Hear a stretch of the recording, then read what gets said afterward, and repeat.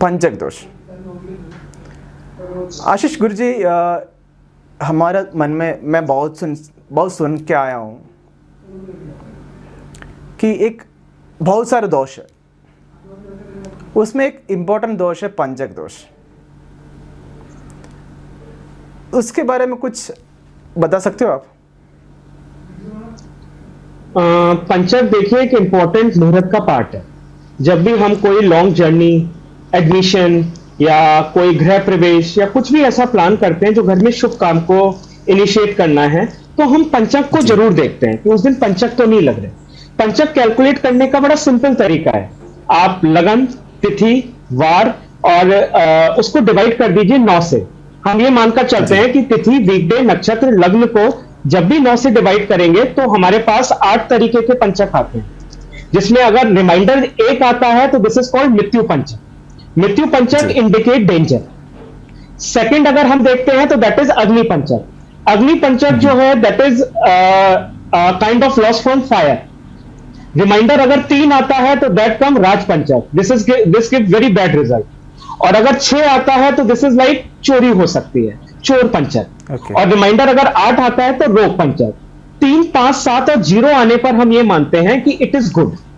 तो पंचक निकालने का मैंने पहले तो आपको एक फॉर्मूला बता दिया कि पंचक निकालने का बड़ा सिंपल सा फॉर्मूला है कि आप तिथि, वीकडे, नक्षत्र, लग्न को ऑल नंबर्स में लेकर डिवाइड बाय 9 कर दीजिए। और जैसे ही आप डिवाइड बाय 9 करेंगे, जो रिमाइंडर आएगा वो आपको क्लियर कर देगा कि ये आपके लिए शुभ है, अशुभ है। अगर खराब रिमाइंडर आ रहे हैं तो इट इज अ डेंजर। तो उस टाइम में आप कोई भी नया इनॉग्रेशन मत करिए, एडमिशन मत करिए, इंटरव्यू मत दीजिए, क्योंकि खराब पंचक लॉस देगा। अच्छे रिमाइंडर आ रहे हैं जो मैंने आपको बताए, वो आपको क्लियरिटी दे देंगे कि चीज सफल होगी। इसके साथ में कुछ चीजें ऐड करूंगा। पंचक के साथ हम ताराबल और चंद्रबल जरूर देखते हैं। जब भी हम घर से कोई शुभ काम करते हैं तो आपकी कुंडली में जहां चंद्रमा बैठा है, उससे चंद्रमा जब भी 4, 6, 8, 12 बैठेगा, क्योंकि डेली चंद्रमा चेंज होता है, नक्षत्र वो आपका चेंज कर देता है ऑलमोस्ट 1 दिन में, और 2.25 दिन में राशि बदल जाती है चंद्रमा की। तो चंद्रमा जब भी आपकी चंद्रमा की पोजीशन से 4, 6, 8, 12 जाएगा, उस दिन आपका चंद्रबल क्षीण है, कमजोर है। तो उस दिन कोई भी अच्छा काम अगर आप अवॉइड कर सकते हैं, अवॉइड करिए। ताराबल आपका जो होता है वो एक इंपॉर्टेंट फैक्टर है। ताराबल में हम लोग देखते हैं बेसिकली कि चंद्रमा आपके मित्र तारे में बैठा है, अति मित्र तारे में बैठा है, सेकंड तारे में बैठा है, या फिर वो आपके खराब तारे में बैठा है। इन सारे फैक्टर्स को पंचक के साथ जब आप कंबाइन करके निकालते हैं, वो दिन आपके लिए बेस्ट होता है।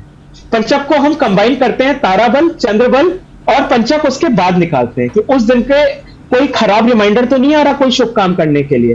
पंचक दोषक बेसिकली मैंने आपको बताया ही बेसिकली कि पंचक में किए हुए काम जनरली, एक जो दोषा आप पूछ रहे हो वो थोड़ा से अलग है, उसको मैं स्पेसिफिकली क्लियर कर रहा हूं कि उस दोषा में जब भी कोई काम होता है पंचक में, वो रिपीट जरूर होता है 4 से 5 बार।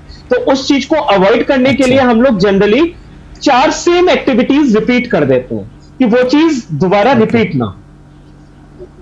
अच्छा, तो ये जो शुभ मुहूर्त जब देखते हैं जी, सारे जो ज्योतिष लोग जो है इसको पंचक दोष को भी मायने रखता है।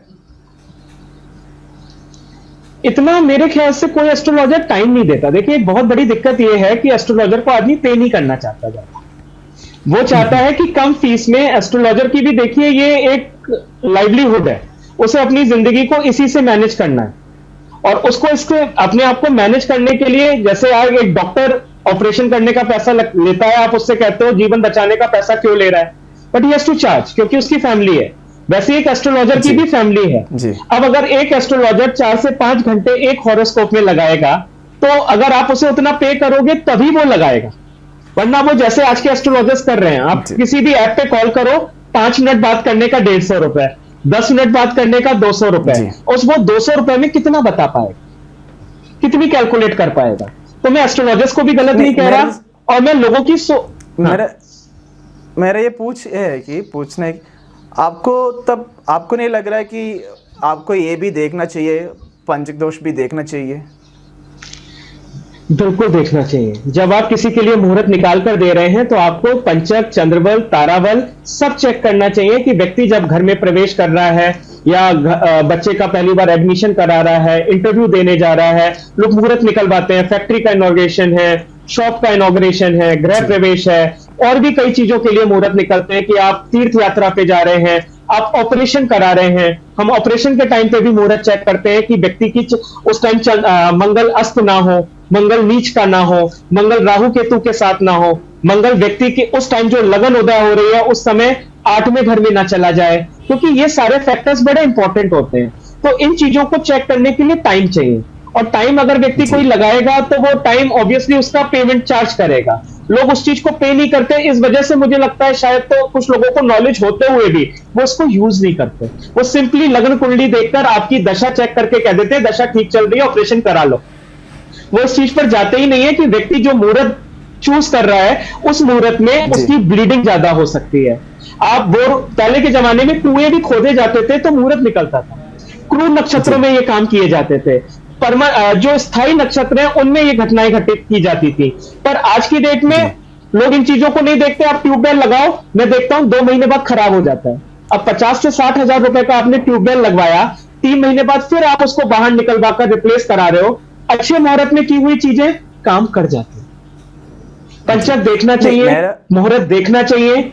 हाँ जी, नहीं मेरा मानना यह है, तब पंचक दोष के बारे में बहुत लोग नहीं जानता, सिर्फ शुभ मुहूर्त के बारे में देखते हैं, और ये नहीं सोचता है कि मेरा ज़िंदगी है और मैं इसमें खर्चा कर रहा हूँ और मेरे को इसमें फ्यूचर है।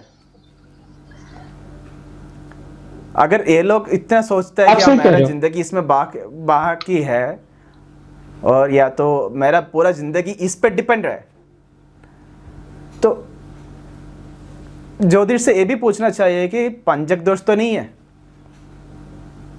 एक्चुअली देखिए, पंचक दोष के बारे में मैं आपको फिर अपनी वही बात रिपीट कर रहा हूं कि एस्ट्रोलॉजर्स इतना टाइम देने की पोजीशन में नहीं होता।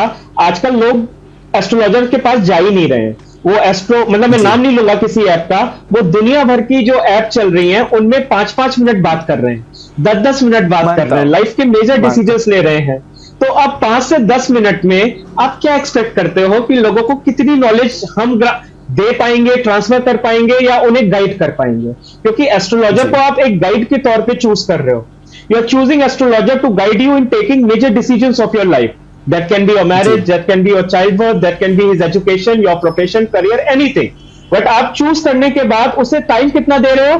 10 मिनट, 5 मिनट। उसमें भी आप घड़ी देखते हो कि पैसे बढ़ रहे हैं। आप जितनी देर बात करोगे उतने पैसे बढ़ते जाएंगे। तो ये यूज होना चाहिए, पर उस तरीके का लोगों का अभी माइंडसेट है नहीं। जी, जो भी ये वीडियो देख रहा है, मैं उनसे इतना रिक्वेस्ट करूंगा कि जब आप शुभ मुहूर्त के लिए जाओगे, जब आपका घर प्रवेश के लिए, विवाह के लिए, या आप नए बिजनेस शुरू करोगे, उस समय शुभ मुहूर्त के साथ साथ में आप अपने ज्योतिष के पास जाके ये भी पूछना चाहिए, जब मैं शुरू करने वाला जो काम है उस टाइम पे पंचक दोष तो नहीं है। गुरु जी, आपको बहुत धन्यवाद।